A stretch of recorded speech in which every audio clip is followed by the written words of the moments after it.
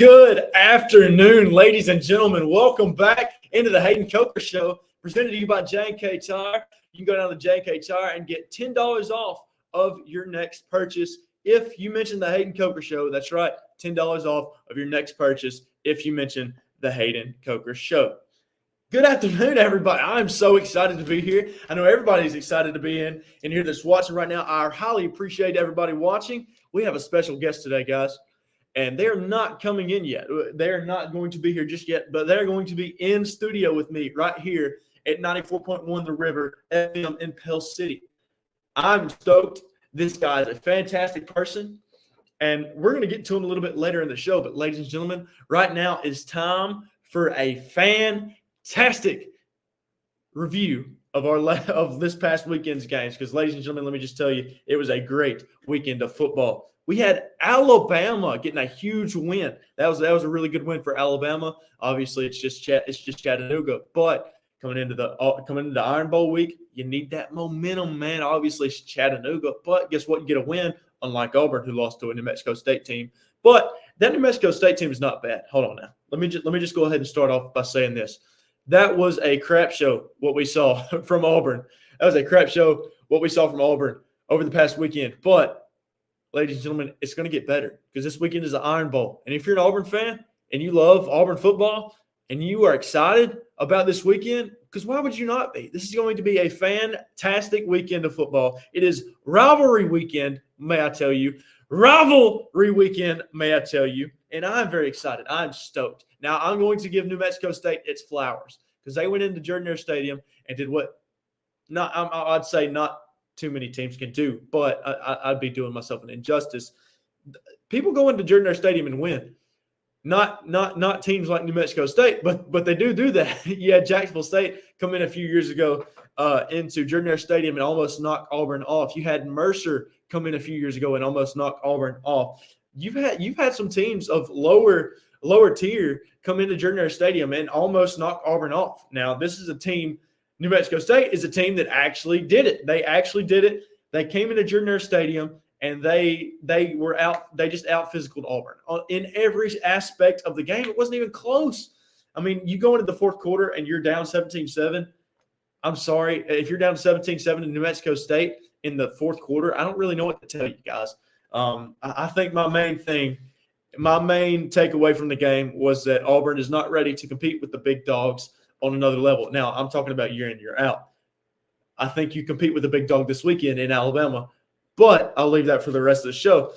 Michigan struggled over the weekend. They struggled against a Maryland team, which is not that great, but Ohio State struggled with Maryland early on in the year. Most of the game, they ended up pulling away late, but Ohio State beat them in that game, ended up pulling away late. But you look at what Michigan did. Michigan did not pull away from this team. They were up. And then Maryland just crawled their way back slowly but surely. They crawled their way back, and they almost got the job done. If it was not for a late interception by Talia Tagovailoa, maybe it's a different outcome. But like I said, you've got to go 90-plus yards down the field on a drive against a Michigan defense that is absolutely stifling against teams. I don't know, man. It's just – I'll go ahead and say it right now. That is a fantastic defense, and you're going to hear a little bit more about defense. I'm going to give you my top 3 defenses in college football later on in the show when I have my guest who is going to be sitting right here. I will not reveal that name yet, although I already have. But Lex Bowman will be joining us in studio right here somewhere. Somebody needs to edit that and give me some editing abilities because that is what I would like to do. But anyways, fantastic weekend of college football. Washington got a big win over Oregon State. Just a absolutely physical game. Oregon State ran the ball. That's what this Oregon State team is going to do. Whenever they're on the field, they're going to hit you with some ground and pound because that's what Oregon State does best. They're not going to throw the ball around 40, 50 times a game because DJU just cannot do that. I'm not going to pronounce his last name, but he's just not that good. But when you get this team rolling and you have an experienced quarterback who is managing the offense at the time, it is going to call for a good afternoon. And it was almost a great afternoon for Oregon State. You had a few slip-ups, a few errors on defense, a few errors on offense that you could have cleaned up, and you could have won that game against UW. but it ends up not happening, and now you're sitting at 3 losses when you could be sitting at 2 losses and still in the top 10. But lucky for you, lucky for college football fans around the world, lucky for Oregon State, the Hayden Coker Show Top 25 does not punish for losing. You do get punished for losing, but it depends on the team that you lose to. That's why I had Oregon State drop 1 spot this week in the HCS Top 25, simply because they went in and they gave Washington a really, really, really good game. Now, if say Oregon State goes into that game and wins, you knock Washington out of the top 5, put them down closer toward the top 10, or put them down closer toward 10, and Oregon State jumps Washington, and then you have Oregon in the Hayden Coker Show top 4, like they were last week. I've got to explain that because there was a little confusion about that, but I will make clarity of it, ladies and gentlemen, and I'm going to do that in just 1 second. But first, everybody knows what's about to happen. I got to pay the bills. Hey, Pell City, are you looking to spice up your morning with morning routine? Well, look at Chick-fil-A's Spicy Chicken Biscuit. Made with a real boneless breast of chicken, seasoned with a spicy pepper blend, and served on a freshly baked buttermilk biscuit. Just for you. Stop by and enjoy a spicy chicken biscuit in the morning, which you can do every week, Monday through Saturday, from 6 o'clock to 10:30. You can get a spicy chicken biscuit at Pell City. That's the Pell City Chick-fil-A on Martin Street. Are you wanting to reset your vehicle to show room condition? Well, Tyler Meads at AIM Mobile Detail has got you covered with professional grade ceramic coatings, paint enhancements and corrections, and full interior and exterior details. You can call him now at 256-458-9949. That's Tyler Meads at 256-458-9949, or message him at AIM Mobile Detail on Facebook. Now, we had a huge weekend of college football, guys, and guess what? The Hayden Coker Show Top 10 got even, I won't say more controversial, but we kind of turned the tables from controversial to non-controversial. But from my past thinking, makes it controversial. 1 second while I grab a water. So, anyways, my main takeaway from this weekend was, 1, Washington got a big win in Corvallis, and they needed that win because if you don't win that game, you're out of college football playoff contention, most likely. Or it's very much likely your college football playoff chances diminish by a lot if you lose that game. But you went in and you got a big dub. So shout out to Washington for getting a big dub in Corvallis, and that is huge for the program, huge for Coach DeBauer, Kalen DeBauer, or DeBauer. I can't say his name. Anyways, Washington, big win for them. Oregon with a fantastic win over Arizona State, absolutely dominated from the start of the whistle to the end of the game. Bo Nix with was it six touchdown passes, which is that dude is fantastic, by the way. If you have not, and we're going to talk about this a little bit later. Me and my special guest are going to talk about this a little bit later. But Bo Nix is a freaking dog. Sorry, grandmother. I know I'm not supposed to say freaking, but I do apologize. But let me just tell you guys. It's not just Bo Nix on that Oregon offense that is fantastic. It is another player, another wide receiver by the name of Troy Franklin, which we're going to talk about a little bit later on in the show. But like I said, that's for later on in the show. For right now, I'm focusing solely on these top 10 teams because, ladies and gentlemen, fantastic weekends of football call for fantastic Hayden Coker Show top 10s. Now, coming in at number 10, I have the Oklahoma Sooners. The Oklahoma Sooners went in and took care of business on Saturday. You get a good win, and you jump Oregon State. Oregon was Oklahoma was my number 11 team last week, I do believe. Now, they won, and they jumped an Oregon State team that lost, so they jumped to number 10. Now, Missouri stays at idle because Missouri did not have a good week this past week, but Brady Cook and company stepped up when it matters. You had Luther Burden out there making some doggone good plays. You had Cody Schrader out there making some doggone good plays. Theo Weiss out there making some good plays. And I cannot forget the defense coming up big late. But the main story here is the offense and how they were able to fight through adversity. And on that final drive of the game, you go down and you win the game, or you win in the final seconds of the game. And of course, Florida, they try to do a little trickery and they try to flea flick it and everything at the end of the game. Ends up not working, of course, because very little of the time does that work. But still, regardless, it was a great game. It's a fantastic game. And Missouri showed that they can fight through adversity and win football games. Now, Coming in at number 8, I have the Florida State Seminoles. Now, this is a little bit controversial among people, but let me just tell you why Florida State is sitting at number 8 right now instead of the top 4, which many people think that they should be. Well, ladies and gentlemen, let me just tell you this. Over the past weekend, and by the way, I do send prayers and condolences to Jordan Travis and his family and his teammates and everybody involved. As a terrible situation, a terrible, terrible situation, and I would not wish it upon my worst enemy. But to the college football side of things, or to the in-depth side of things in the rankings, I do apologize to Florida State. But I have you a little bit lower. Because, why? You want me to tell you? I'm going to tell you right now. Because I'm not – so this whole season, now you have the big win against LSU at the beginning of the season. You have a good win against the Clemson team that their record does not show how good they actually are. You've got some good wins out there, okay? I'm not going to discount you for that. But I do not think this is a top 4 team, especially without your starting quarterback. Like I said, prayers up and condolences to Jordan Travis, his family, his friends, his teammates, everybody involved. I just don't think that this Florida State team is a top 4 team. That's just me. Now, with that being said, this can still be a good finish to the season for Florida State. Now, if you win out, a big question is, if you win out, are you still going to make the college football playoffs? Well, so many people would say, well, you're undefeated and you're a Power 5 team. Of course you're going to make the playoffs. Whoa, ladies and gentlemen. This is a Florida State team without their starting quarterback.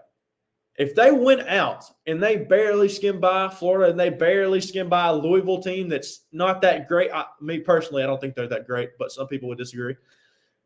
Are they gonna be in the college football playoff? I do not think so, because I think that there are more teams out there that are better than this Florida State football team.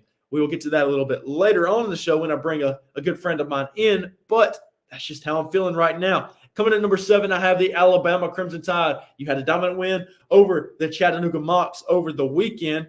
Good win. It is a really good win for Alabama. Jalen Muro went in, played phenomenal, 16 of 19.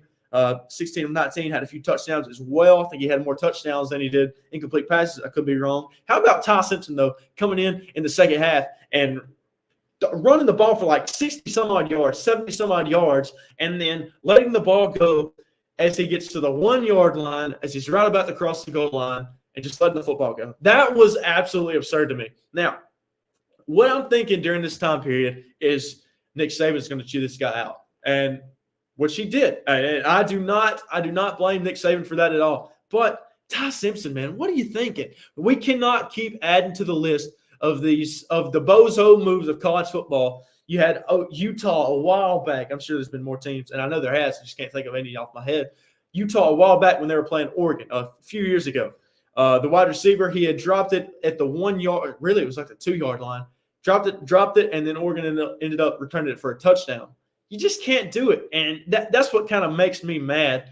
That's what kind of makes me mad about these certain teams doing that. But you know what? It's going to happen. It's college football. They're kids. It's going to happen. So, anyways, I'll have Alabama at number 7. Now, number 6, I have the Longhorns of Texas. Now, do I think that Texas is going to make the college football playoff? No, I do not. I do not think that Texas is going to make the college football playoff. Now, if they do, congratulations to them. You beat Texas Tech. Good job. You beat Oklahoma next week, or in 2 weeks from now, excuse me. Good job. Congratulations. But if it comes down to a one-loss Alabama team, SEC champion Alabama team, you have got to put that Alabama team in over a Texas team, which has really struggled ever since beating Alabama in the second week of the year it was. That's just where I'm coming from. Now, this is still a good Texas team, but I put them above Bama this week because, for one, you get a good win against an Iowa State team, and I'm not discounting this Iowa State team for having 5 losses. You go to Ames, Iowa, and you are already on upset alert. You know why? Because Ames, Iowa is a hard place to play, no matter how good the Iowa State team is. I'm saying that right now, and take with that what you will. Coming in number 5, I have the Oregon Ducks. I dropped the Oregon Ducks 1 because Washington got a really, really, really hard-fought win over a really good Oregon State football team. But I have Oregon at number 5. You had a really good win against the Arizona State team. It's not looked great, but you go in, you handle business, and you beat them handily. That's how I'm thinking about things right now. Oregon, fantastic football team. If they beat Washington in 2 weeks, well, you've got to get past Oregon State in the Civil War this upcoming weekend, but you've also got to get past Washington. If you get past Washington and you beat Oregon State this coming weekend, guess what? You're in the college football playoff. that's just how it's going to go. Now, of course, other teams and how they fare off is going to shape the college football playoff. But it's how I'm thinking right now. Washington coming in number 4. Now, this Washington team, we talked about them a little bit earlier. Big win, massive win for this program over Oregon State. Now, they needed this desperately because if you lose this game, like I said earlier, you're out of the college football playoff hunt. You're not out of the Pac-12 championship. But which I also want to talk about later is the Pac-12 running. But you get a good win. I have you at number 4 right now. Good job to the Huskies. Shout out to old UW and Coach Kalen DeBauer. Fantastic winner. DeBauer, either one. Coming in number 3, I have the Ohio State Buckeyes. The Ohio State Buckeyes make a jump after beating I would say great Michigan State team, but I'd be lying. So I'm going to go ahead and say this. This is not a great Michigan State team that they beat, but you win it. You handled it like you did. You played some fantastic football. Congratulations to you, to the Ohio State Buckeyes. And this is what I want to know. Is it or is it not a marijuana leaf on the back of their helmet, on the stickers that they put on? I would like to know that. If so, please somebody let me know down in the comments. Coming in number 2, I have the Michigan Wolverines. The Michigan Wolverines had a struggle win, as Jermaine Funny Man Johnson would say, over the weekend over a Maryland Terps team that's, let's just be honest, it's not that great. You shouldn't have struggled with them, but you do. And I'm not going to lie. I debated dropping them a few spots, but because of Washington was a little bit lower, I had Florida State in my number 3 spot last week. And I just wasn't putting anybody over Michigan at the number 2 spot. And then at the number 1 spot, I have the Georgia Bulldogs, who have been playing some fantastic football. And let me just tell you this, guys. We're going to have some really cool debate later on about if Georgia, in certain situations, if they lose in the SEC championship game. That'll be a good one. That's going to be a good conversation. But when we're talking about Georgia, you get a good win against I won't say a great Tennessee football team because they're not great this year. A decent Tennessee football team, you get a win over them. Congratulations. You beat the absolute dog crap out of them. Well, volunteer crap out of them. We'll call it that for right now. You beat them pretty handily. And I'm more impressed, I will say, I'm more impressed with the defense of Georgia more than anything right now because that's not a bad offense at Tennessee. Now, you put up 38 points. Alabama did this as well. You put up 30-plus points against the Tennessee team a Tennessee defense that is the best part of their team, and you're not used to hearing that about Tennessee football. You're not used to hearing, oh, good defense this, good defense that. It's usually, oh man, this offense is good. Well, or just the whole team is crap. Either one. But either way, Georgia went in, they handled business, they played good, they're still the number 1 team in the Hayden Coker Show top 25. Georgia was dominant. Michigan struggled. Ohio State locked down Michigan State. You had UW get a good win against Oregon State. You had Texas. They got a good win against Iowa State at Ames, Iowa. Now, keep in mind, it's a hard place to play. Bama was dominant this past weekend. You had FSU lose their starting quarterback in Jordan Travis, which is really why I put them at number 8. No disrespect to Florida State, but that's where I have them right now. Mizzou, you struggle with the Florida team at home, which you should not have done, but you won that game. And a lot of people earlier on in the year thought, hey, this Missouri team, they really could run away with this game against Florida later on in the year and really show the Gators, hey, guess what? You're not quite there yet. And, well, they're right. They're not quite there yet. And Billy Napier has some work to do over the offseason. Of course, you have a game this weekend coming up against none other than the Florida State Seminoles, which I was just talking about. So, that's going to be a fun game. It's going to be a fun game to watch. It's going to be a fun game to talk about, to review, to preview. Now, obviously, you have Graham Mertz, who went down in that game against Missouri. So we're going to talk about that a little bit later. What is the future for this? Well, what is the future for Graham Mertz after football? Because I don't think he's going to play football again. Well, I don't think he's going to play another snap this year because of his injury. But you look at the way things are, I'm not sure how his eligibility stands. I really should have looked into that, but I didn't. I'm not sure how that stands. But always keep in mind that COVID year COVID year gives players an extra year of eligibility to come back. So if he wanted to come back, and this is not his 5th year, then he very well could. But I'm not entirely sure how that's going to work. Don't quote me on it. And then coming to number 10, I have the Oklahoma Sooners. Oklahoma Sooners, talked about them a little bit earlier. They got a good win this weekend, and they jumped the Oregon State Beavers, which let's be honest, the Oregon State Beavers are still a good football team, and I have them sitting at number 11 in the Hayden Coker Show Top 25. Are you wanting to reset your vehicle to showroom condition? Well, welcome to Tyler Meads at A Mobile Detail. This is where he comes into play. He's got you covered with professional grade ceramic coatings, paint enhancements and corrections, and full interior and exterior details. You can call Tyler Meads now at 256-458-9949. That's Tyler Meads at 256-458-9949, or message him at A Mobile Detail on Facebook. Hey, Pell City, are you looking to spice up your morning routine? Well, you can try Chick-fil-A Spicy Chicken Biscuit, made with real boneless breast of chicken, seasoned with a spicy pepper blend, and served on a freshly baked buttermilk biscuit just for you. You can stop by and enjoy Spicy Chicken Biscuit in the morning at the Chick-fil-A in Pell City on Martin Street. Right as you're coming into Pell City, right there on the right. If you're coming into Pell City from Asheville, if you're coming into Pell City from downtown Pell City, well, guess what? It's going to be up toward Walmart on your left. You got it, baby. Not that hard to find. Very good biscuit as well. So I know you want to try it. Don't get me wrong. I know you want to. So come on down to Pell City in the morning from 6 to 10:30 every morning, and you can try it. Well, except for Sundays, because we know that the fine Chick-fil-A employees over there in Pell City do not work on Sundays. Fantastic for them. The Lord's Day. Now, let's talk about it a little bit more. The top 10 in college football.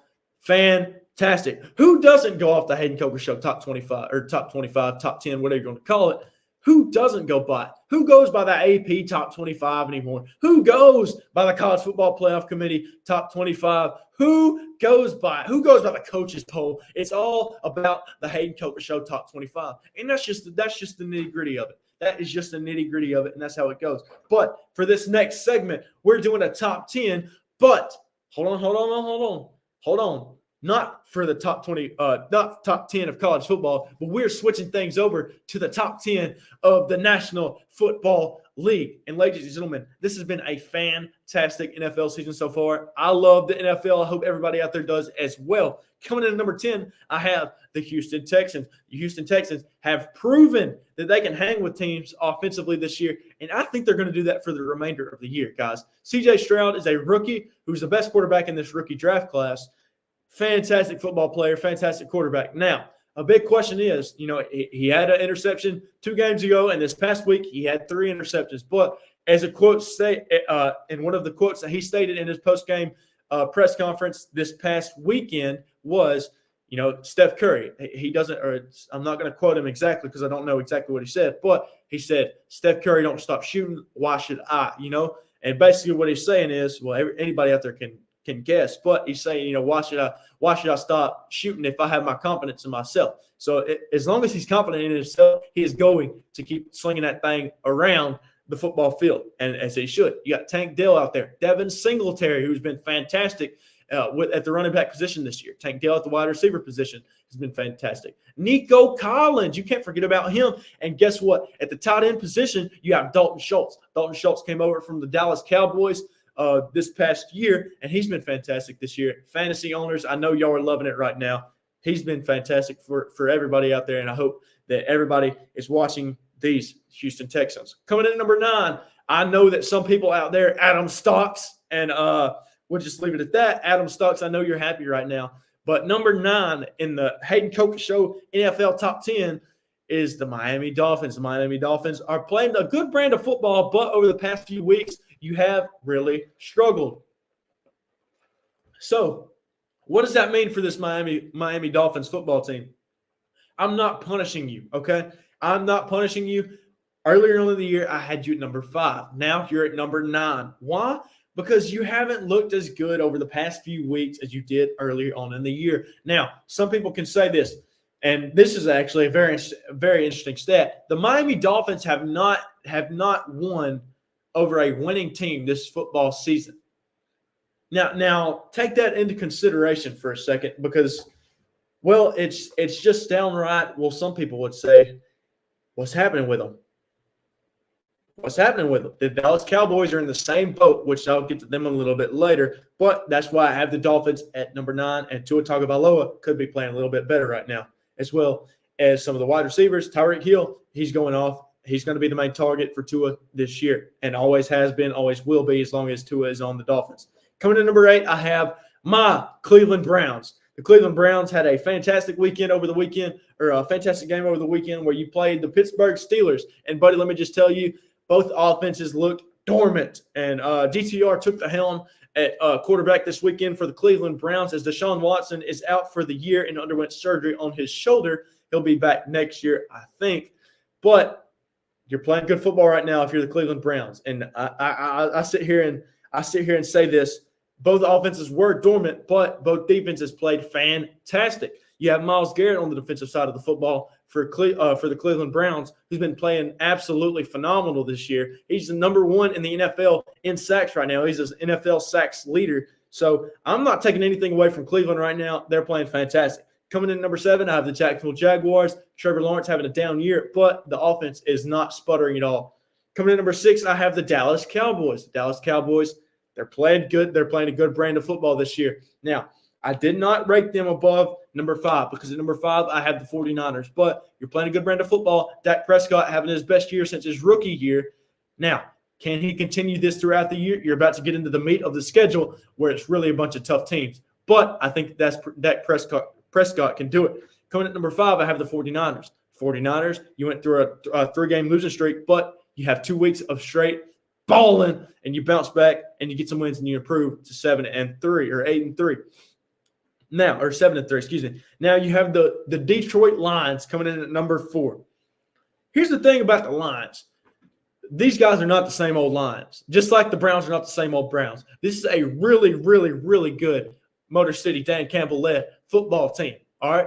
Now, if you have not been paying attention to the name Dan Campbell this year, I suggest you do so. For one, the guy can flat out coach.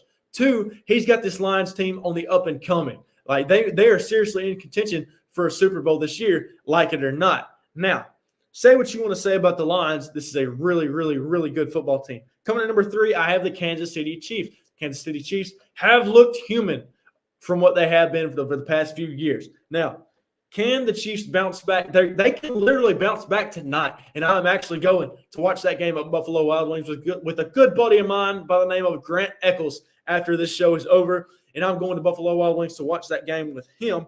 And I'm just going to let you guys know in on a little secret. I'm going with the Eagles. I think the Eagles win tonight, and I know a bunch of Alabama fans out there are wondering, hey, or thanking me for picking the Eagles because, well, let's just face it. A lot of Alabama fans are Eagles fans because of what has happened with former Alabama players, them being drafted or signed free agent wise to the Philadelphia Eagles. Now, I can't blame them. This is a really good football team, and I love seeing people like Jalen Hurts, Devontae Smith, those guys succeed. Jalen Carter, Nakobe Dean from Georgia. I mean, fantastic football players.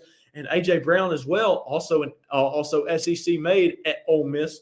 And I'm just excited, man. I'm excited for tonight. I'm excited for the rest of the NFL season.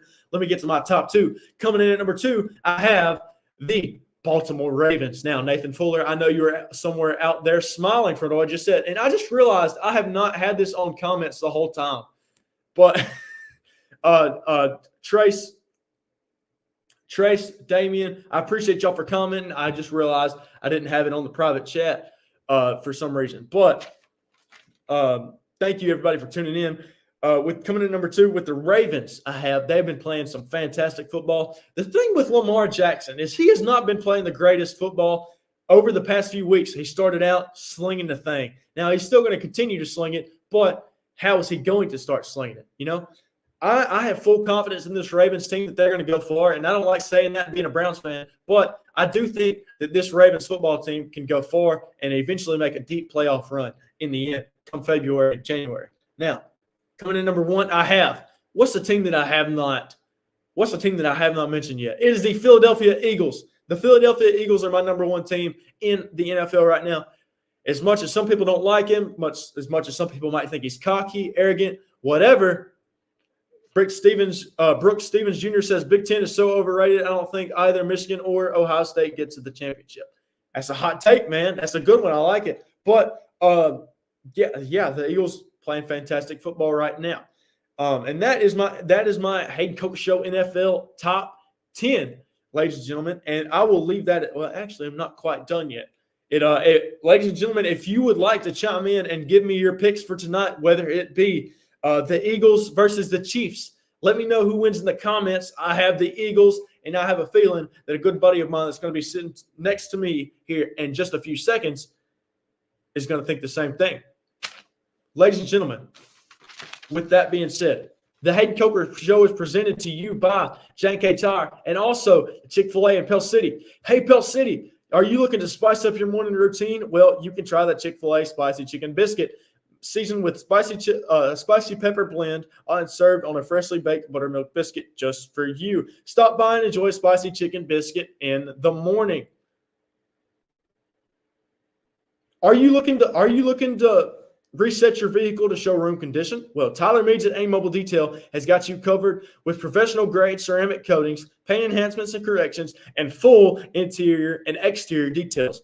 You can call Tyler Meads now at 256-458-9949. That's Tyler Meads at 256-458-9949, or message him at AIM Mobile Detail on Facebook. And it's just as simple as that. You can message him at AIM Mobile Detail on Facebook. And you can also go by the Chick-fil-A in Pell City off Martin Street from 6 a.m. to 10:30 a.m. in the mornings and get a fantastic spicy chicken biscuit. Brooks Stevens Jr. says the Eagles for tonight. You can keep on chiming in for your picks. And I would love that if you chimed in and let me know who you think is going to win here in just about 45 minutes as the Eagles take on the Chiefs in Philadelphia. I do believe it's in Philadelphia tonight. So that's going to be a fun one. But, ladies and gentlemen, it is a long-awaited guest. Thank you so much for joining us, whoever our next guest is. Lance, you can come on in, buddy. This guy has fantastic hair. Fantastic hair. A fantastic look today as he comes in with his nice little Columbia. Is that Columbia? What you got on? Really not sure. You're really not sure. Well, anyways, this man is fantastic. Here, I'll scoot over a little bit for you, Lance. Shiny head tonight. Your forehead looking all shiny. Your hair, the hair piece is fantastic, I would like to say. You clipped that on? You mentioned that you wanted to talk about my hair, so I brought a ball cap on. I'm going to tell you what. For $19, this is the bad news. For $19, you too can have that haircut. That's what it'll set you back. Not $19, but only once, because after that, after you buy the clippers at Walmart for $20, I cut the hair myself, and it's free from that point forward. So, thank you, sir, for having me on. Absolutely, man. I'm happy to have you and your fresh haircut. Yeah. Nobody needs to see the haircut. So, am I the first guest on the Hayden Coker Show? So you don't watch the Hayden Coker Show? I do. I'm not the first guest. No, you're not, man. Yeah, I cannot believe you. Who was the first guest on the Hayden Coker Show? So the first ever guest on the Hayden Coker Show was Damian Mitchell of Jocks 94.5. Okay. Well, I was. What number am I? 4, I think. 4. Top 5. You top 5, and that awesome. Is always great. And ladies and gentlemen, let me just introduce to you this fantastic looking man. I need all the light on this man right here. And if we have some, I know we don't have any like spotlights or anything, but right. I'm going to put it on you for a second because we're going to jump into the Coker 4-pack. Now, I don't know if you've been keeping up with the Coker 4-pack over the past few weeks, but over this past weekend, we went 2-2, and we are 9-3 on the year. So what the Coker 4-pack is every weekend, what I'll do is I will take four games, and I will bet the spread. We don't do money lines around here because we like to pick the spread. We like to be precise with it. Scientific, if you will. Now, this week, I want to let you know that I have a few, and sorry if I just spit on you there. I do apologize. But the windshield wipers on. I need some for glasses. If glasses, you're good. You're good. That? Could you imagine if they had it for glasses? I'll wear some scuba gear next time. Scuba gear. Fantastic. Well, Lance, anyways, I want to go ahead and talk about this. So, Coker 4-pack. 4 games, and we pick the spread. We do not stick with money lines because we are ballsy around here. I don't know if I should have said that on live. But anyways, the first game I have is Texas Tech at Texas, and I'm taking the 13.5-point spread. Texas Tech covers the 13.5-point spread at Texas this weekend. With the way Texas is playing, I like it. I like Tech covering the spread for sure. One thing that I found interesting is how Texas Tech has been playing. Now, Texas Tech at the beginning of the year was projected to, maybe lose 3 games, 4 games. They're sitting at 5 losses right now, and I have really thought about that over the past few weeks. They started out rough. You lose to a very bad team. I can't even remember who it was at first. Then you start out the season 0-2. You kind of bounce back, only 3 losses since then, but you're still a 5-loss team. Not the best look for a Texas Tech team that had high aspirations coming into the year, but anything can happen, especially when it's in Texas Longhorn Stadium. But this is Texas Tech. This is a rivalry game, man. So I'm very excited to see how this goes over the next weekend. Now, so are you betting it or are you forgetting it when it comes to the 13.5-point spread and taking Texas Tech? Yeah, I'm with it. I'm with it. Texas does not cover that spread. I see. That is the game that I have looked at over the past week and been so stressed out about. Now, I want to take you a little bit further. Now, this is as of today, by the way. Now spreads could change, point totals can change. Anything like that can change over the next few days. But as of now, I'm Washington State at Washington. I'm taking the plus 16.5 for Washington State at Washington this weekend in the Apple Cup. Let me tell you why. That Cam Ward-led offense is coming off a fantastic win against a struggling Colorado team. And that Colorado's team does not look good, do they, Lance? No, they look very disappointing as they were just shelled. I can say that I can firmly say that after the start that Colorado had, I didn't expect them to fall off as it was. I didn't expect them to go 8-4. I projected them to go 6-6 after that game, which is still close to 4-7 that they are right now. But if you look at the way things are going, Deion's got to get this turned around within the next few years. Well, the unfortunate part for Deion Sanders and the Colorado Buffaloes was there was way too much, way too soon with the upset start, and they reeled off a couple of wins. I mean, you're talking about a team that was just atrocious last year, and you kind of saw it coming. If you're a football guy, if you watch a lot of college football, you knew that schedule was loaded on the back end. And really, they not only have lost the ones you expected them to lose, but now they're getting thumped by the teams that you thought they might have had a chance with early in the year. So too much too soon. Obviously, he got a lot of talent up there to Boulder, but I don't think there's going to be a strong finish for the Buffaloes this year. I can certainly agree, and I actually have their rivalry game coming up here in just probably about 15 minutes or so. But are you betting the 16.5-point spread for Washington State? Are you taking the 16.5 or are you giving it to Washington? I'm going to take it. I'm going to take that one too. So you think what do you think? It's just how do you think that's going to go? So with the way Washington State has been playing, by the way, let me just mention 2 key guys on that Washington State offense. I think I said Cam Rising earlier. I didn't mean to say that. But Cam Ward has been playing out of his mind. Now, you've had some struggles throughout the year. You're going to have that. You played a UCLA team earlier in the year, and the defense just straight up stifled you. But that is a very, very, very good UCLA defense. Now, I'm going to sit here and talk about Washington State as little as possible because I know not many people are interested. But this is a decent football team. They're fighting for a lot this game. Apple Cup bragging rights, if you will. And Josh Kelly, another guy, wide receiver, fantastic. Brooks Stevens Jr. says blowing that big lead against Stanford was the start of a spiral. And Brooks, I do agree for Colorado. You are certainly right. But that just leads me to this. Now, Washington, you hadn't been playing the greatest of football, and you don't play the greatest of football this past coming week. Michael Penix Jr. struggled in this game, but it was rainy. It rained all throughout the game, and there was never a dry spot on that field or on the football the whole entire game. So that really concerned me about Washington, but they did get a good win, a hard-fought win in Corvallis. Now, here's the thing. You were playing in Washington Stadium. What happened in Washington Stadium 6 weeks ago? You struggled with an Arizona State team that is awful. It is absolutely putrid. So for those few reasons that I have listed, I'm taking the Washington State, I believe it's the Cougars. It is the Cougars, and I agree with you. And look, here's the thing. This, coming in here and being in the hot seat with rivalry week, that's different. Rivalries change everything. I'm with you on Washington State there. Absolutely. And in terms of the spread. Of course. Yeah. And I'm not necessarily taking them to win the game. No. But The I 16.5 will. Yeah, plus. yeah. Absolutely. I will 100% take that 16.5 point spread. That's just easy money. I would agree. We don't encourage betting around here, but that's easy money, right? With both those first two, it's the same thing. You just Texas, first of all, just hasn't looked very impressive. So, I will go with Texas Tech there on the plus 13.5. Same thing with Washington State. Rivalry game against Washington. They're going to do better than that. Then plus, again, not to win, but for that 16.5 plus, yeah. Exactly. And the Texas Tech game really strikes me. But we're going to move on because this is another interesting spread. Oregon State. I have picked Oregon State plus 14 at Oregon. I'm taking the 14, or I'm giving Oregon State the 14. I'm taking that. And I think that Oregon wins this game. But to me, with how Oregon State has been playing really throughout the whole year, I think this Oregon State team is going to keep it close into the fourth quarter. I would agree. I want to disagree with you for the sake of argument.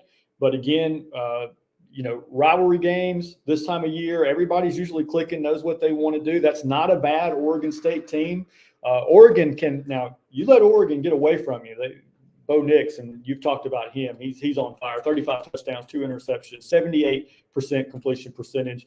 Bo Nix is making a strong case for the Heisman Trophy. But it's a rivalry game. Oregon State's not a bad team, so I'm with you.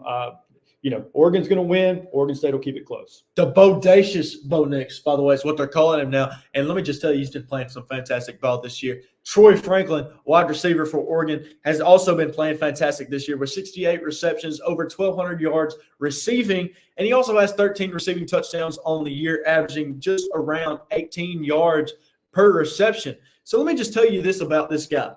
This man is not in the Heisman race, but Marvin Harrison Jr. is. Mm-hmm. And Marvin Harrison Jr.'s statistics are not as good as this guy's right here. But here's what I'm kind of thinking, because I've watched Marvin Harrison. Obviously, he's impressive. Obviously, he's going to be impressive.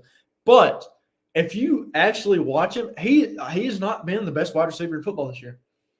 Well, here's the thing. I'm going to say this real quick. It's a quarterback's award. Yeah. Okay, if you're talking about in terms of Heisman, these are receivers with great numbers. I think for a wide receiver to win the Heisman Trophy, you've got to jump back to the last one to do it. And then before that, it was even eons before him, which of course was Devontae Smith, and he had just the gargantuan numbers. You got to approach or surpass that 2,000-yard mark. So I think in terms of who wins the Heisman this year, I do not think any of the wide receivers, including the kid at LSU, the kids you're talking about at Oregon, some of the other ones that are out there that have got the 1,100, 1,200, 1,400 seasons. Great years by all means for those guys, but I don't think we're going to see one on the stage, even including Harrison Jr. at Ohio State. I think we're probably going to see quarterbacks all on the stage for the Heisman Trophy. And I completely agree with you. And one thing about the wide receivers this year is there's been some fantastic wide receivers. But let me just tell you about a guy at Florida who's been playing out of his mind this year. Quarterback Graham Mertz has been good, but I want to tell you about a wide receiver that I know of who is not necessarily getting the attention that this man so deserves. Ricky Pearsall of Florida has 64 receptions for roughly 950 yards this year and 4 touchdowns on the year. Not necessarily getting the attention that he so deserves, but I've highlighted him earlier on in the year, and in the preseason, that guy is going to be fantastic for this Florida team, and I hope that he does really, really well against a feisty Florida State defense this upcoming weekend. Wow, you've already covered it with the injury to the Florida State quarterback. Very unfortunate that happened. I know that's just, you don't want that for any team, especially one that's trying to chase a national championship potentially. But it has happened. It has happened at the worst possible time. And you've got a Florida team that's sneaky. I mean, Florida has played well at times. Don't rule an upset out there, Florida State and Florida. Maybe he goes off this weekend. That would be something interesting, and something I want to highlight about that game before I get into my last pick of the Coker 4-pack is Graham Mertz will not be playing. Graham Mertz is injured. He injured his shoulder this past weekend against a Missouri team, and I believe he's going to be out for the year. And now those shoulder injuries, especially when it comes to quarterbacks, are lethal to their game. And I hate it for Graham because he's had a fantastic year after coming over from Wisconsin. I hate it for him, man. Yeah. Even with that being said, with the situation happening to both teams, I still think it lends to Florida for the better chance to maybe pull an upset. So we'll see. Exactly. And now I touched on this a little bit earlier. I touched maybe I didn't actually. Never mind. No, I didn't. But Mississippi State. Now, this is my next game. The Egg Bowl. Everybody knows the Egg Bowl is always played on Thanksgiving night. Always a fantastic football game. This is one of my favorite rivalries of the season. Mississippi State is 11.5-point underdog. Are you taking the 11.5 points in favor of Ole Miss, or are you giving it to Mississippi State? I would have the line much higher for Ole Miss. Mississippi State, they're not going to keep this one close, in my opinion. So, I would not go plus 11.5 Mississippi State. We have come to our first agreement, my friend. No, we've agreed on everything. I know. So we are. I thought that might have been my chance to differ, but no, Ole Miss in a blowout. So we have our first disagreement. Now, I have taken the 11.5 points for Mississippi State. And let me just tell you, Mississippi State is playing at home. This Mississippi State team is going to be on fire. You fire your head coach, Zach Arnett, a few weeks ago. This team, you obviously now you have a rough season. This is not a good season for Mississippi State at all. Now, I will go ahead and say that. But it is time for this Mississippi State team to turn things around. Do they get the win against Ole Miss this weekend? Do you think they do, Lance? Absolutely not. I don't think it's going to be close. I agree with you, but I think that they make this a close game going into the fourth quarter and lose by 10 or so points, and Mississippi State covers the 11.5-point spread to end their season. Well, I see where you're coming from, and again, rivalry games, it could very well go that way. That's a big deal for the folks in Mississippi, but I just think that the talent gap is too large between Ole Miss and Mississippi State. The Ole Miss Kiffins, I believe is what they're called now. The Fighting Land Kiffins they have too much offense, and I think Ole Miss could win this one by 3-4 scores easy. They've got way too many mascots. I mean, you've got the Fighting Lane Kiffins. Lane Kiffin had his dog on the field. That's a mascot now. We have the Land Sharks. A rebel? Yeah. I mean, to me, a few years ago, is there a bear too? Did they throw a bear out there? I think they did throw a bear too. There's too much. There's just too much to discuss. Should have stuck with the. We're gonna stick to college football instead of the mascots, because I feel like if we get into an argument about mascots, Auburn and Alabama fans are going to start hating on each other in the comments about, oh, you say Roll Tide, but there's an elephant as a mascot, or you got a tiger's your mascot, but you will yell. Wow, I'm having trouble talking today. You yell War Eagle. Difference between a battle cry and a mascot, right? Exactly. Yeah, and there's always going to be, and that's the difference for both of them, is it not? That is right. Yeah. So, but when it comes to college football, I feel like everybody is going to have a say so in everything. That's why I have a show. You know, I'm not putting myself up with there. You cannot sit here and tell me that, Hayden Coker, this Hayden Coker show, this top 25, this is a pitiful top 25. That's just how it's going to be forever, because people are going to say, well, Hayden, you're very young, and somebody like Paul Feinbaum, he's not very young, so I think you might be the future of SEC. The future of it.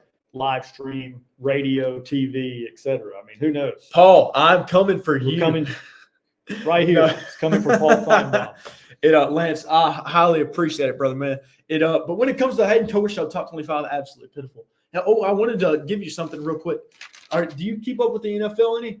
I do. I was listening to your NFL top 10. It's a pretty solid top 10. There's a few differences. I know Adam Stocks is a Dolphins guy. I'm all in with Tua. I think the Dolphins are probably a little underranked there. Love what the Texans are doing. I think that's one of the great stories in college, in the NFL, especially with D'Amico Ryans taking that head coaching job. Nobody expected him to have big Alabama guy. Got to stick with my Bama guys. Love the Lions at 4. You said it great. They're not the same old Lions. Can't wait to tune in to watch the Lions on Thanksgiving this year. Can't disagree with your Eagles at number 1. Can't wait to watch that one tonight. Eagles and Chiefs. And I do lean toward my SEC guys in the NFL. The Eagles are loaded with Georgia and Bama guys, and really the whole league is loaded with players from those two teams. Obviously you have success, you got good players get drafted, and you're seeing that. Don't know about the Ravens at 2. I don't think I would go there, but I like your top 10. Not a whole lot I would disagree with. I'm not all in with the Ravens. Love the Eagles at number 1. Chiefs, you got to watch the Chiefs. Got to watch the Niners there at 5. And then those teams in that second bracket, your 6 through 10. Some of those guys have to prove themselves, but I think the Dolphins could sneak up on some people. I think they could, and that is kind of why I have them right where they are right now. For one, just because of a lackluster performance this past weekend, but also because that this is going to be a team later on in the season that's going to sneak up on some teams they're going to upset. I truly do. Now you look at what the Bills are doing. You lost to the Dolphins lost to the Bills earlier on in the season, but later on they also have them again, and this time they're going to get them at home on their home field. So that's going to be a fun one as well. Jaguars, they've still got a lot to prove to me. If I were to re-rank, I might put the Jaguars below the Dolphins, but that is where I have them right now because their offense is not really missing a beat without Trevor Lawrence playing his best ball right now. He's struggling, but they're still firing on all cylinders. And somebody that's not talked about enough on that Jaguars offense is wide receiver Christian Kirk. And obviously you have Calvin Ridley of the worlds, Evan Ingrams of the worlds. But this guy by the name of Christian Kirk, Texas A&M alum, has been playing some fantastic football this year and over the past few years. Now, he has been one of my go-tos for fantasy football, but we'll leave that for another time. But Lance, back to college football. We're gonna touch on your hot take because I've been looking forward to this. I told you a little bit earlier in the day. I said I want you to give me a hot take for today. Now, I'm assuming you have a hot take for us to give, and I'm ready to sit around this fire and put my hands up and just let it set ablaze. Now, give me your hot take right now, Mr. Spicy Chili. Well, okay. Look, do you remember when we spoke a couple of weeks back and I said Georgia was going to get beat? Absolutely. I do. Yeah. It's like Kirby Smart heard me and just said, hey, some Yahoo over in Alabama thinks you guys – because they've just been lights out. I mean, what I saw as a weakness up to that point, they've just turned the corner. I saw a lot of good teams. I mean, from Missouri to Tennessee to Georgia Tech. They had Ole Miss sandwiched in there, I think, between one of those games, Missouri and Tennessee maybe. And they just looked like world beaters against everybody. Maybe struggled a little bit against Missouri, but they've just got it rolling. So shows what I know. I think, now it's just Georgia Tech, and they look like they're going to cruise right into the SEC championship game. But one of the things I wanted to talk to you about it, and you touched a little bit on, is just how crazy this playoff scenario could be. I was looking back there, and it's a possibility that it's not beyond the realm of possibility that we could have 8 12-1 teams after the conference championships are played. I mean, it would take a Florida State loss. It would take Oregon getting one back against Washington, Bama, of course, upsetting Georgia, and then you would have one of the Big Ten teams, which I think it was Brooks Stevens Jr. I'm with him. There's not a lot of strength in that conference. You've got 2 heavyweights at the top. Obviously, they're going to play. Somebody's going to lose. But let's say Michigan beats Ohio State, and that's going to be a really good game. That's a very two evenly matched teams. You look at the scores and the way that they beat people, each team very evenly matched. Wouldn't know who to go with. I'd probably say Michigan -1 because it's in the Big House. And that would be and I would go the other way if it were at the Horseshoe. So the thing is, it also could be 4 undefeated teams still. And you and I talked about that a little bit. You could still have an undefeated Georgia. You could have an undefeated Florida State, undefeated Michigan or Ohio State. And then who would be the 4th if Washington beat Oregon? So that would be the committee's dream scenario. It would, because then they don't have to make as many decisions. That's right. Now, the nightmare scenario would be 8 12-1 teams, which would take, FSU would have to drop a game, and then all those other upsets. And you could just imagine 8 12-1 teams that have all beat each other at some point during the season. So, and then really reality is probably going to be somewhere in between. What if Alabama did beat Georgia? What if Oregon did beat Washington in the Pac-12 championship? Then you've got a pretty clear picture of who deserves to be in that 4, but you've got about 4 or 5 teams that are going to say, hey, we're over here with 1 loss. So that's just going to be something crazy to watch down the stretch for sure. And I'm very stoked for the next few weeks.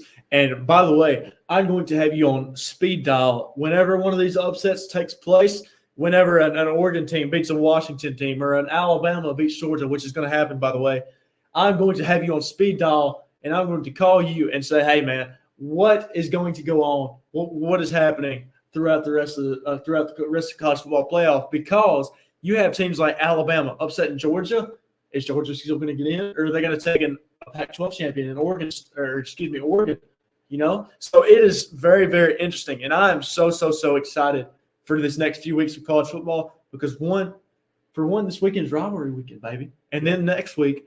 Heck, in the SEC, it might as well be a rivalry. Alabama and Georgia are going to be playing. They're going to be going head-to-head. Absolutely fantastic. This is going to be like a John Jones versus a Stipe Miocic. This is going to be something that you should have to pay for with how good it's going to be. Well, this is one of the sweet aspects of going into the conference championships that we've had now for the last 20 years or so, and started with the SEC back in '92, of course, but everybody's joined in now. So you get rivalry week, and then that jumps right into conference championship. And so that's very exciting, 2 weeks back to back, and should be that way more than ever. I've always been a proponent of the playoffs and then even the playoff expansion.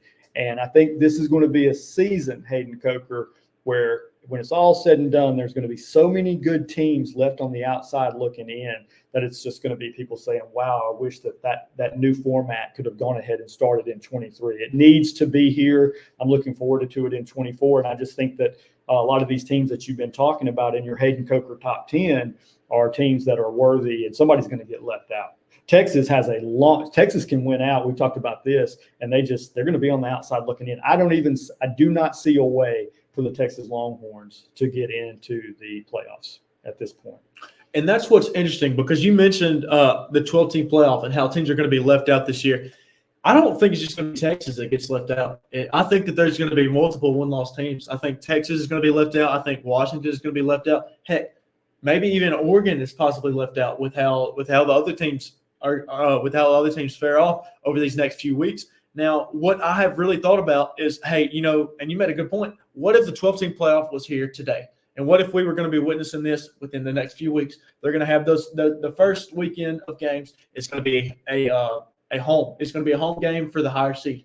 Now, then it's going to go into, I think, the bowl games and then the college football championship, obviously all that. But if this was here today in this age and time, you look at teams like Oregon State who could possibly making their way in, the Missouris of the world who could be making their way into the top 12. The Tulanes, I mean, believe it or not, the JMU, well, probably not JMU, but you still have to look at it from every angle because you look at teams like, I mean, JMU lost this past weekend to an App State team that's really, really feisty and always has been. And then you also look at teams like, well, who else can I mention? Oklahoma, who's a 2-loss Big 12 team right now. If they continue on their fest right now that they're going on and they win the Big 12, that's a 2-loss Big 12 champion. Yeah, and I mean, you're even talking about drifting towards the back end of it. But, you know, if Alabama beats Georgia, what happens to a 12-1 Georgia? If Oregon does beat Washington, and let's say it's close, well, Washington can say, well, we just beat them 4 or 5 weeks back. One of them gets left out. Does one of the Big Ten teams that doesn't make it, you know, the Ohio State Michigan loser, there's a 12-1 team that gets left out. Texas 12-1 getting left out. So it's going to be very interesting to say the least. We have a very stacked top 8 teams right now, and 4 of them are obviously going to get left out. Then you've got a couple more that you're mentioning, 2 to 4 teams more mentioning that would be in there if we had that 12-game scenario. I'm fine with the format, with the way they're working the 12.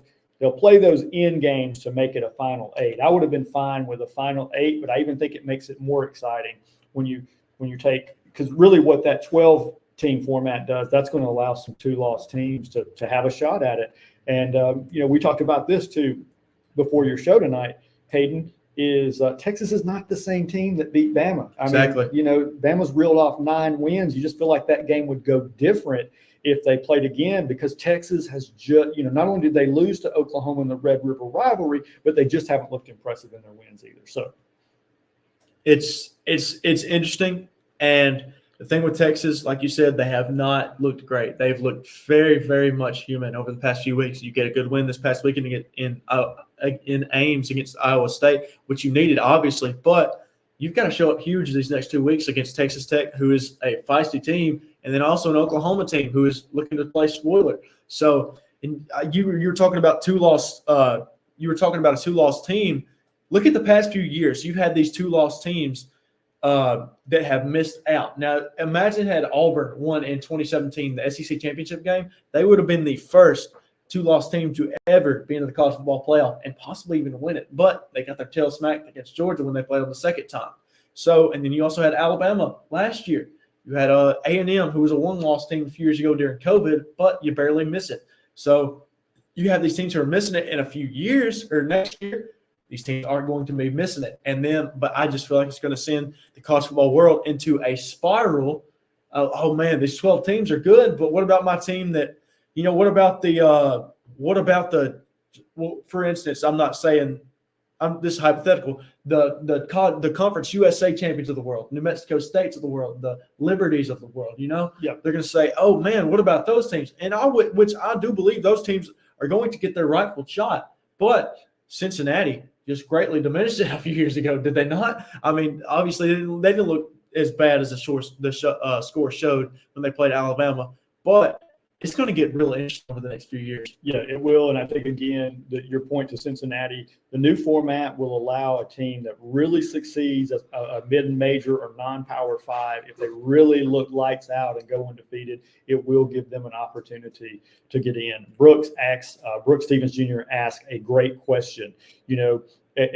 Alabama with a one loss, do they get in? And my thing is, at this point in college football, with the success that the SEC has, to me it seems impossible not to take the SEC conference champion into the playoffs. But of course, that's going to be another one of those things that just makes the rest of the country go crazy. Whoever ends up getting on the outside looking in.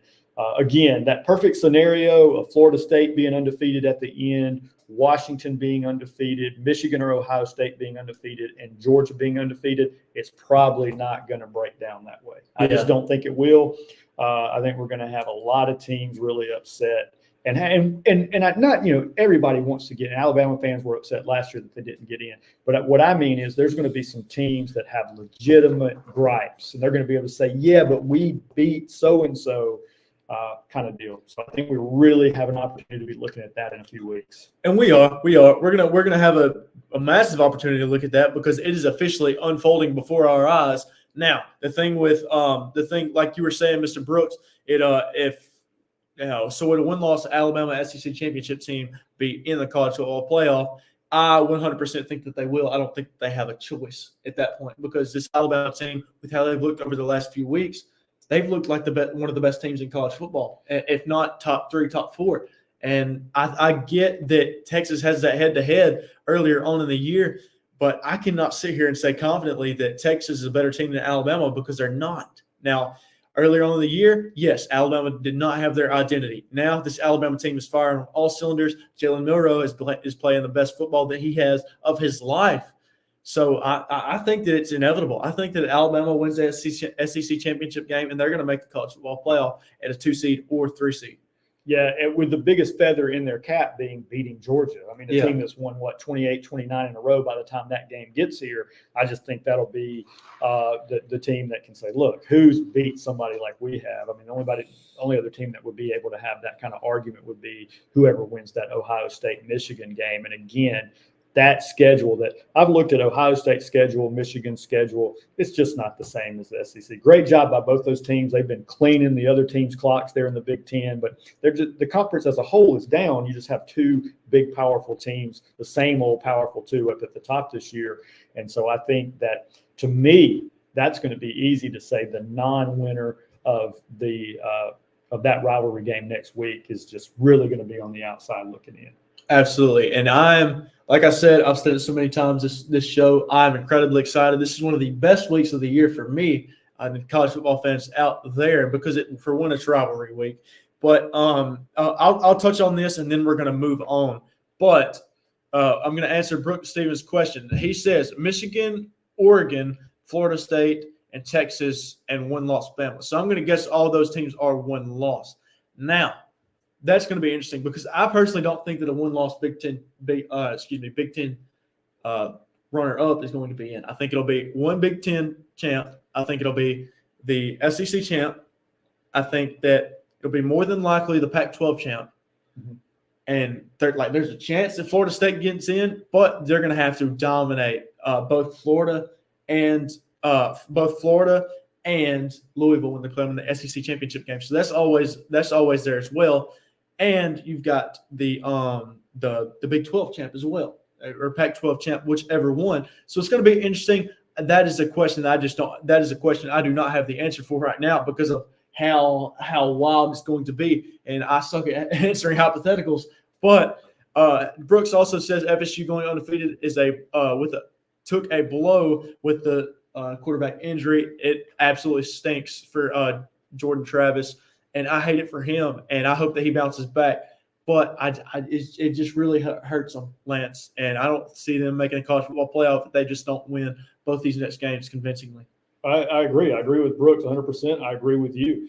I think that's a real big question mark after losing their quarterback. I think they could go down easily in one of these two games. Might be the only way that Texas has a way to get in, because I agreed with what you said also about conference champions. I think if it's, if it goes like you expect, and it's Alabama or Georgia, and then if Michigan or Ohio State handles Iowa, which that should happen, then there's two locks.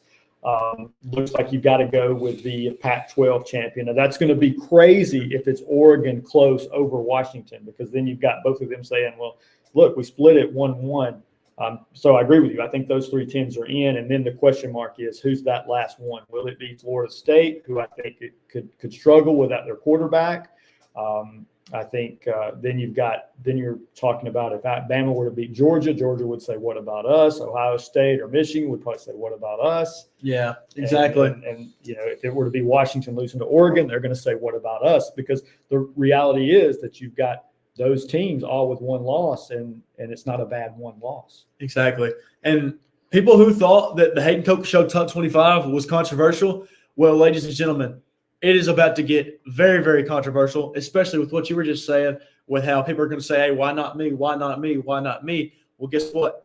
We're going to find out here soon, and we're going to go ahead and we're going to leave that there, and we're going to get into our rivalry week picks for the weekend, Mr. Lance, and I'm very excited for this. We're going to kick it off with we're going to skip that because you picked Ole Miss in the Egg Bowl. I picked Ole Miss as well. And this next game, TCU versus Oklahoma. Now, Oklahoma is I believe, a double-digit favorite in this game. It's at Oklahoma. Who do you got, Mr. Lance? Yeah, I mean, definitely thinking Oklahoma here for sure, even though I'm a little skeptical because they have been known a time or two just to not show up, but it should be Oklahoma big in that one. I'm the same way. I'm going to Oklahoma as well, especially with it being on their home field. Now, we're going to run through these next games very, very quickly because I'm going to be honest with you. But you want to get to Buffalo Wild Wings and watch some NFL. That too. But these next two games are just not interesting. Iowa at Nebraska. I'm taking the Iowa Hawkeyes. I'll go Iowa. What's crazy is Nebraska's favored in that game. Missouri at Arkansas. Missouri as well. Texas Tech at Texas. Texas, but it'll be closer than people expect. I'm going with Texas as well. Now, here's a good one. Ohio State at Michigan. Yeah, and I've looked at this in depth. And the best way I can do it is look at who they've played and how they fared, and it's so similar. These guys they beat the brakes off anybody that was nobody in the Big Ten. The Marylands, the Penn States, they looked kind of the same against. I told you, it's a toss-up. I'm going with Michigan -1 because it's at home. I would do the same thing if it was a home game for Ohio State. That's what I had to break it down to. Michigan because it's at home. It's interesting because over the past few games, Michigan has looked very, very human without their head coach. Now, Ryan Day, we have all known that Ryan Day has his brain farts in moments. Does he do it on Saturday? I think he does. I think Michigan gets it done in Ann Arbor, and I think Michigan eventually goes on to win this game and solidifies that number 1, number 2 spot in the college football playoff, especially with a win over Iowa the following week. Kentucky at Louisville. Wow. I got the SEC. It's where my son was born, University of Kentucky. You've got Louisville, who probably has a better team this year. I'm going to go with Louisville again because it's at Louisville. UK is capable of pulling that game out, but I'll go with Louisville. I'm taking the same route as you. I'm going with Louisville. And that is an interesting one because UK always shows up for that game. Kentucky is always going to do that, but I'm going with Louisville. Me and Lance agree. A&M at LSU, my friend. I want you to go first this time. We're agreeing so much, so I want you to go first. So this is an interesting one because this is being played at LSU. Now A&M, they're not a bad football team. You do have 4 losses on the year already, but let's get down to the nitty gritty of it. All right, A&M is not going to have Max Johnson this weekend. Okay, they're going to be playing with a backup. I believe his last name is Henderson. Henderson will be starting at quarterback. He's going to be playing on one of his first road games. He's going to be playing away at LSU this coming weekend. LSU is going to be too much. I agree. When you're in Baton Rouge and you've got 100,000 drunk Cajuns in the stands, that is a tough place to play football. You've got the best football player in the country, I believe, quarterbacking for LSU. I'm not saying you'll win the Heisman, but he probably deserves it if it's for the best player. The kid is just crazy good. I don't see that any way A&M goes in and beats LSU. Absolutely, and I'm the same way. I think one of my, and I don't know how to turn that off, but but maybe I can do this and it'll work. I don't want to mess anything. Anyways, coming up next, we have Colorado at Utah. Colorado at Utah. I've got Colorado in total system failure right now. Utah big. I'm going with Utah as well. I think the point spread is 21 points. Would you take it? I think Utah can cover that. I think they can too, but I'm going to take Utah. I think that Colorado covers by just a few points, maybe 17 or so.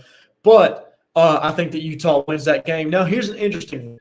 Arizona is a team that has been playing some fantastic football, and it is being highly overlooked. This is easily a top 15 team in the country. Noah Fifita and company are playing some fantastic football. You got Justin Flo on the other end, who's been playing some really good football as well.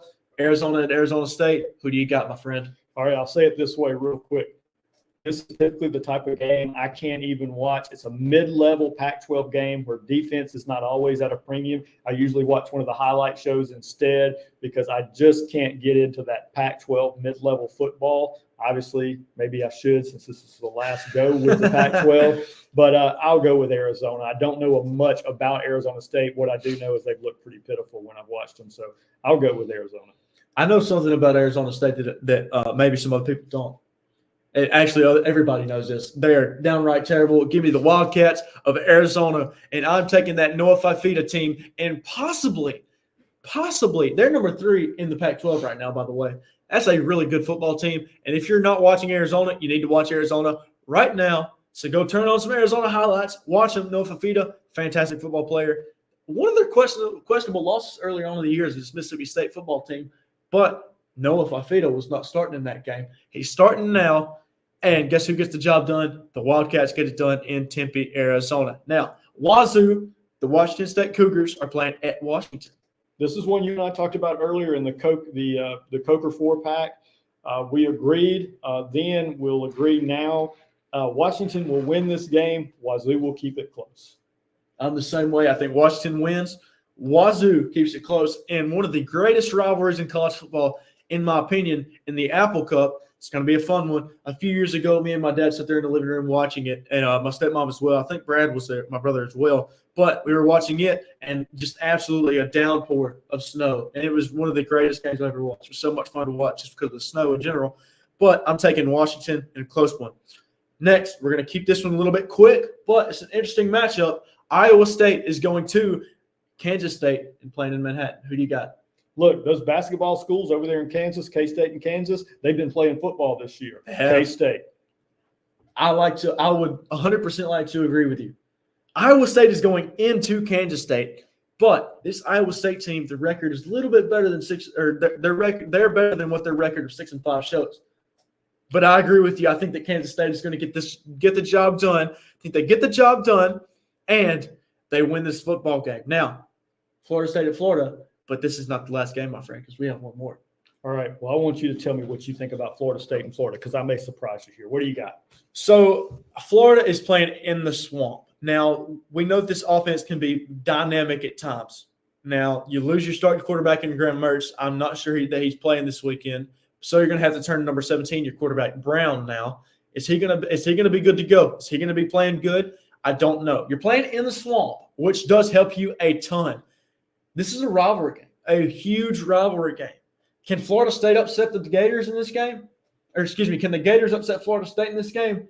Yes, and they will. Florida is going to have Florida State come into their stadium, and Florida State is going to be going home whimpering, crying, and they will not be singing Seminole Wind. I'm kind of disgusted right now because I want us to disagree because you and I are locked in step right now. And so it would be easy to go against what I was initially going to say. Are you going to make me pick Auburn? No. Had you come to me first, I would say here's that first chance. I think it's bad timing for the Seminoles down in Tallahassee. They're going to go into Florida. They're really going to be tested without this quarterback. I think Florida's a sneaky team. If they really come to play, if the Gators really get chomping down there in the swamp, this could be the big upset, and we'll have that first team out seeking that playoff run. I just think Florida State has got too much to overcome at this point, losing their quarterback. And it can go one of two ways. This Florida team can smell blood in the water and say, hey, you know what? This team is without their starting quarterback, which, by the way, is awful situation. But they're without their starting quarterback. Let's pounce on them.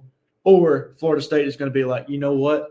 We lost our starting quarterback. We're going to go out there and prove that we're a college football playoff team. But that's not going to happen because the Florida Gators are going to win in the swamp on Saturday night. It'll be a big test for them. Hats off to them if they do. I think this game's got upset written all over it. I'm going to stick with the Gators. Now, and for everybody's viewing pleasure out there that is watching, it is time for our picks for the Iron Bowl. Now, last time I checked, Alabama was a 14.5 favorite. I'm going to go ahead and check that once again just to be sure. But go ahead and give me your rundown on this game. All right. Well, first of all, I feel sorry for all those Auburn folks that had to bring all that toilet paper back to their homes when they fouled up against New Mexico State. Look, Auburn had me nervous as a Bama fan. This Auburn team was playing their best football. They got a few wins under their belt. We've already seen them play Georgia close, play Ole Miss close. I'm thinking, you know what? This Auburn team is not a bad team. Now they're peaking at the right time. They're going to come in and play lights out in the Iron Bowl. And lo and behold, they dropped their biggest egg of the year. They look terrible against New Mexico State. They pay them $1.8 million to take them behind the woodshed, get embarrassed. Auburn's going to be in a nasty, foul mood. I would never pick against Bama in an Iron Bowl. I'm a Bama fan, but Auburn's going to keep it very close. Bama will not cover the spread. It's going to be that typical look, Auburn doesn't have enough offense to keep up with the Tide, but they have enough deep defense to make Bama struggle. I like Bama, but I like them close. Good old Iron Bowl. It's in Jordan Stadium too. Absolutely. And that is the beauty. That is the beauty of this game, especially for Auburn fans and really just college football in general. When the Iron Bowl is in Jordan Stadium, it is just better for college football. For one, there's more eyes on the game because everybody's saying, "Oh man, there's magic in that stadium" or something. But that is something that everybody draws their eyes to. Is everybody knows if it's in Bryant-Denny Stadium, it's more than likely going to go to Alabama.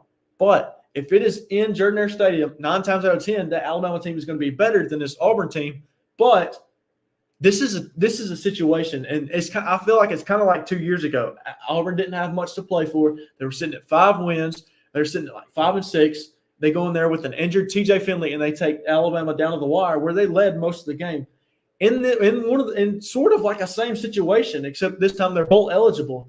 They are playing with a quarterback that's not that great in Peyton Thorne. You're playing with a defense that is good and is going to have to carry you throughout this game, and your offense is not great. Because Auburn get it done this weekend? Lance, you went with Alabama.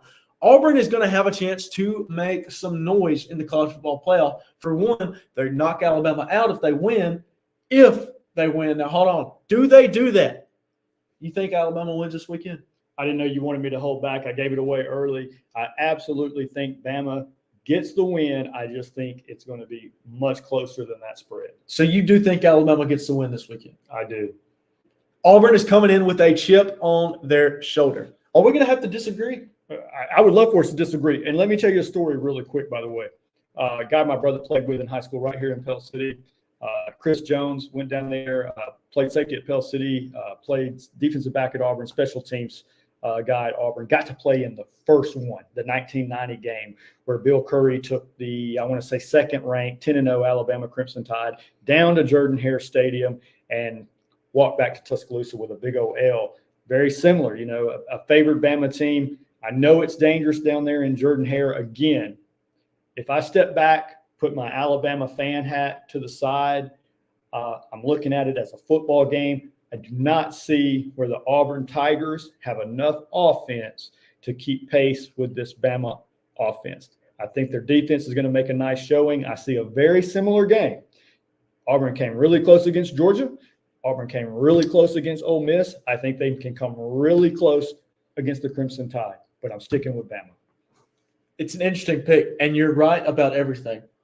Now, say this game comes down to a field goal. You tell me who you're picking. So what's going to happen is Alabama's going to go into Jordan-Hare Stadium. Auburn is going to keep it close. Auburn is going to have the lead at some point early in the first quarter and in the third quarter. I'm going to death, baby. You wanted it, I'm giving it to you. I want it. Bama wins this game by a touchdown. Oh, I thought you were going to go. No, I couldn't do it. I thought you were going to go. I really did. I thought you were going to break out there just like you did with Florida. I think we're in agreement. I think you and I see college football through a really similar lens. We've had all those similar picks. I'm just calling from the gut what I think. Obviously, we know, folks, anything can happen. We've seen it. That's just like my prediction. I really thought the Georgia Bulldogs a few weeks back were looking like they were prime for an upset with that kind of tough backside schedule. And Kirby and the boys just said, hey, take a look at this. And they just hit it in another gear. So, and then again, they've got that right. We left that off the list, but, Georgia Tech's pulled some upsets, but Georgia big. That one's for free. Yeah, that one's for free. We'll both go Georgia by 20, 25, 30, 30, 35, 40. Rolling. 45, 50, 45. There goes Davis. Oh, my gosh. Davis is going to run it all the way back. But anyways, Jalen Milroe just might take over this game late, and he will. Jalen Milroe takes over the game late. Alabama wins it late by touchdown. Yeah, I agree with you about Milroe. You said it earlier. He's kind of hit his stride. I think the play calling from Reese, he's learned how to use Jalen Milroe to perfection, keep them guessing, show some run pass option, use them out on the outside. All that's clicking. Different Bama team right now, and I think that'll be the difference. Just not that Alabama's offense is so much better than Auburn's defense. I just think Auburn's going to have so much trouble scoring against the Tide's defense. I think that's what it'll come down to. Again, look for that close game, and you know what happens. You keep a game close going into the fourth quarter. Anything can happen. Anything can happen. That's when turnovers and kick sixes and all the crazy things that have happened in the rivalry before can go down. So I do think Auburn can keep it close late. So anything can happen. Ladies and gentlemen, I highly appreciate everybody for joining. Lance BOWMAN, thank you so much for coming on, my brother. It's my privilege now. I noticed there on the screen you have the GOAT, Lance BOWMAN. What am I the GOAT of exactly? So just in general. Greatest of all time in general. You even stink like I'm just kidding.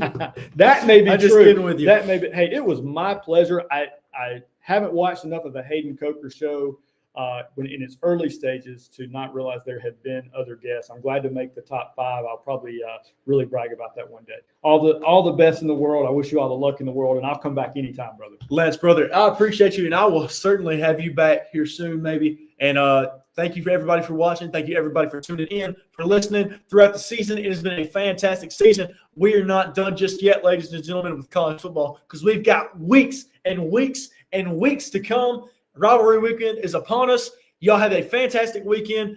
Don't go too crazy. Alabama fans, Auburn fans, LSU fans out there. I know everybody out there likes to drink a little bit, or some folks anyways. Don't get